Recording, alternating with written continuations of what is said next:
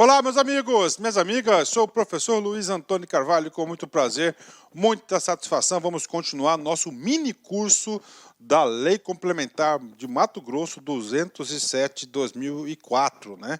Essa lei aqui, ela traz o que? Ela trata sobre o regime disciplinar. Nós temos 10 capítulos, cada capítulo a gente vai abordar em uma aula. E agora chegou a hora aí das responsabilidades, né? Ou seja, responsabilidade de quem? Do agente público, ou seja, aquele servidor público no exercício de suas atribuições, se vier aí a transgredir qualquer item do Estatuto do Servidor Público, por exemplo, né? Os deveres, as suas proibições, lá devidas proibições, ele poderá o quê? Responder, ou seja, ele é responsável pelos seus atos. E essa responsabilidade, ela pode ter 3 esferas: civil, penal ou administrativamente. Olha só. Então, o servidor responde. Então, responsabilidade, você tem que vincular a palavra responde, né? Olha aí. O servidor público responde. Civil, fórum civil. Penal, fórum criminal. E administrativamente é perante a própria administração pública, né? Aí, vou dar 2 exemplos aqui, o cara respondeu um tal do PAD, né? Rapaz, você pensa que o PAD é leve? Não, eles colocam os caras mais caxias aí para participar do PAD. Então, responde civil, penal e administrativamente pelo exercício irregular, é claro, né? Ele só vai responder, ele só vai ter responsabilidade caso cometa alguma irregularidade prevista aí no Estatuto ou em qualquer legislação aí, na Lei de Improbidade Administrativa, nos crimes contra a administração pública e assim por diante, de suas atribuições. Bacana? E aí, professor? Cara, papo reto, esse aprendizado aqui não é apenas para a LC 207, serve também para a LC 04, serve também para a Lei 8.112 e qualquer estatuto, tá, da União, dos estados, qualquer estado de qualquer município segue essa corrente aqui, parece que é algo até padronizado. Bacana? Professor, o que eu devo saber nesse exato momento da aula? Que o servidor público responde civil, penal e administrativamente. Civil, fórum civil. Penal, fórum criminal. Poder Judiciário, esses 2 casos. E administrativamente é dentro da própria corporação. Bacana? E agora, professor, agora nós vamos detalhar cada uma dessas responsabilidades. Primeira responsabilidade que a gente vai tratar em 4 artigos, que é a responsabilidade civil. O que é a responsabilidade civil? Vai ser aquela responsabilidade de reparar o dano em reais, né?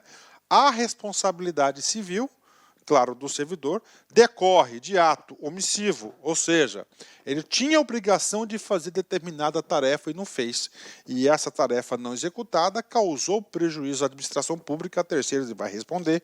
Ou comissivo, tá? O que acontece? Não era para fazer, mas ele fez. Pronto, aí ó, comissivo. Doloso, ele teve a intenção, dolo, né? Culpa, ele fez, não tinha intenção, foi por uma imperícia, por exemplo, né? Dolo, culpa, que resulte prejuízo ao erário ou a terceiros, né? Muito importante, o examinador pode querer cobrar isso de você. Então, a responsabilidade civil, ela somente pode acionar se ela teve o quê? Um prejuízo. Se teve o quê? Um dano, né? Esse dano aqui tem que ser necessariamente materializado, tem que ter um tal de valor da causa, né? E esse dano, professor, é a quem? A 2 pessoas, né? Ao próprio Estado, aí, ao próprio Estado, né? Ou ele provocou um dano a terceiros, né? Então tá aí para vocês, né? Então, isso aqui é uma característica da responsabilidade civil, né? Ah, professor, eu vi uma ação aí de danos coletivos, né? Sim, o cara fez uma atitude aí que aí o Ministério Público pode entrar com uma ação aí de improbidade, de reparação de danos aí. Por quê? Porque houve o quê? Um dano coletivo à imagem dos servidores, ao Estado. Claro que pode, né? Pode ser material também. O cara destruiu uma viatura, então ele vai ter que pagar por isso aí e assim por diante. Então tem que ter, no civil tem que ter um prejuízo, tem que ter um dano, tem que ser retratado em reais, né? E agora, professor, agora a gente vai continuar com a responsabilidade civil. Tem outros detalhes, vem comigo aqui. A indenização de prejuízo causado ao erário será liquidada em parcelas limitadas ao máximo de 30% da remuneração ao provento do servidor, desde que consentido com o mesmo. Ou seja, aqui é uma novidade para a galera que está aqui na LC 207, diz o seguinte: olha, o sujeito causou um dano, né? Então ele tem que reparar esse dano. Então o legislador criou a possibilidade de ele descontar até 30% da sua remuneração, do seu subsídio por mês, né? Claro, desde que consentido tem que autorizar, porque não pode ter confisco aí de remuneração sagrada. Bacana, dispositivo legal. Professor, e agora, professor? Agora a gente vai tratar da responsabilidade objetiva do Estado, né? O que é a responsabilidade objetiva do Estado, né? Então o cara está lá na função das suas atividades, tá? E fez uma, desculpa a expressão, cagadinha. Não devia. Só que isso causou um dano direto a terceiros, tá? Ou seja, um cliente, um usuário do serviço público, tá certo? Alguém fora da administração pública. Esse cara se sentiu muito frustrado com aquilo e entrou com uma ação de reparação de danos. Aí eu pergunto, ele vai entrar com a ação de reparação de danos ao servidor que provocou aquele dano ou ao Estado? Ao Estado, o chefe dele, porque o Estado responde objetivamente pelos seus agentes. Tá? Então ele vai entrar com a ação contra o Estado. O Estado perdeu. E aí, professor? Agora o Estado vai dar o troco no cara que causou o dano. Vai ser uma ação civil, que é o nome de ação regressiva, tratando-se de dano causado a terceiros, olha aí, terceiros, né? Responderá o servidor perante a Fazenda Estadual em ação regressiva. Então, ele primeiro, né, vai se defender, o Estado, porque ele é o chefe do cara e tem que responder pelos seus servidores, seus colaboradores. Se perder, o quê? Ele vai fazer uma ação regressiva contra o servidor para reparar esse dano. Tá, esse é o artigo 16. Né? E, finalmente, para acabar a relação de responsabilidade civil, a obrigação de reparar o dano estende-se aos sucessores e contra eles que ele será executada até o limite do valor da herança recebida. Né? Professor, o que significa isso? O artigo 17 é o seguinte: o cara foi lá, causou um dano, tipo lá, R$100 mil, tá? E aí o cara vem a falecer. Pronto. A responsabilidade penal e administrativa vai para o caixão com o cara. Só que a responsabilidade de reparar o dano, aquele valor, claro que não pode repassar para as outras pessoas. O direito, a Constituição não permite isso, sabiamente, né? Mas o cara tinha patrimônio, tinha herança. Então é o seguinte, o artigo 17 está autorizando o Estado cobrar do espólio, da herança dele, até o limite do dano causado ao Estado. Então, isso aqui é o artigo 17. Ok, né? O artigo 18 vai falar da responsabilidade administrativa. A responsabilidade civil, que é o dano, prejuízo ou dinheiro, nós já falamos, né? A responsabilidade administrativa, artigo 18, resulta do ato omissivo. Mesma coisa. Eu tinha que fazer, não fiz comissivo, eu fiz aquilo realmente. Praticado no desempenho do cargo ou função. Olha que coisa interessante. Já a responsabilidade administrativa tem que ser no desempenho do cargo ou função, né? Bacana? Tá pago aí.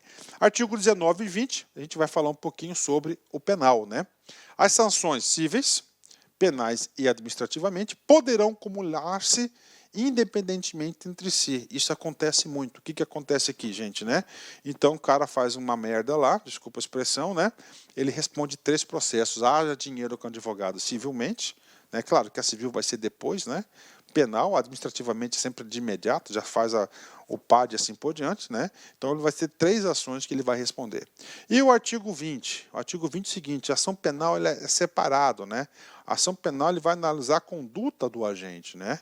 Olha só, então uma causa de excludente da responsabilidade civil e administrativa do item 19. O que acontece aqui? Ó?